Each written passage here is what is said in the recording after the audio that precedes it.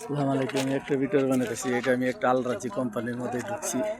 ভাই লুট আনলুট বিশারের মধ্যে আইয়া যে বিপদে পড়ছে। এটা হলো খেলার মাঠ, স্কুল আছে, মাদ্রাসা আছে, মেডিকেল আছে, সব আছে। আলরাজি একটা কোম্পানি মাজরা, এই মাজার মধ্যে সবাই জুম্মার নামাজে গেতেছি। ঠিক আছে ভাই, লুট আনলুট বিশার আইন না, দয়া করে ভাই, আমরা বিপদে পড়ছি, আপনারা বিপদে পড়েন না।